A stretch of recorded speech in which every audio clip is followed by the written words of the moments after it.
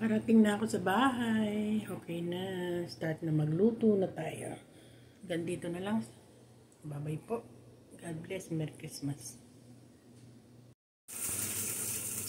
Tayo magluluto ng sinigang na bayabas na bangus.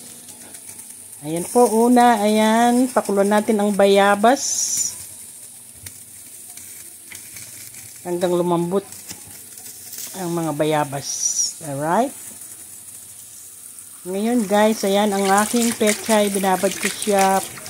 At tapos, ano natin, yung kasi minsan may dumi sa loob yan. Kaya kailangan linisin ng maigi. Yan po ang aking milk peach.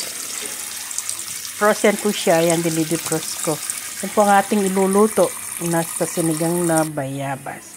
Ayan po, malambot na po ang bayabas.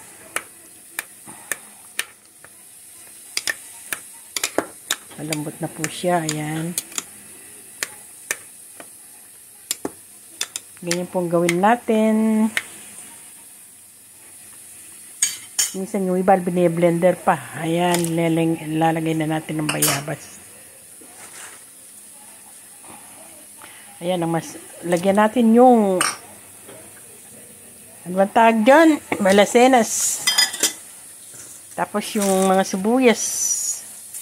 Ginger. Ayan, pechay. Sabay-sabay na po. Para sabay-sabay na rin lumambot. Ayan, ang aking milk fish. Nalis ko yung, yung bone niya. Mahirap kasi para mga bata ang kakain. Kaya kailangan walang bone.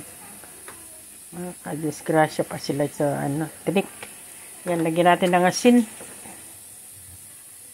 Napakasarap nito guys. Matagal na akong hindi kumakain ng ganito. Namimiss ko tuloy nung nasa Pilipinas. Maraming bayabas doon. Yan, lagyan ng mga yung seasoning. Pampalasa. Yan na yan natin kumulo. Maluto lahat ng ating linagay na gulay.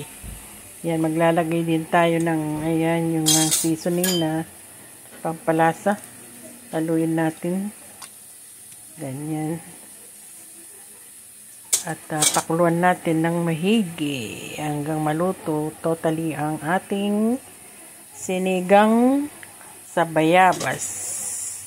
Bangus na sinigang sa bayabas. Ayan. Sisimmer natin. Ayan po.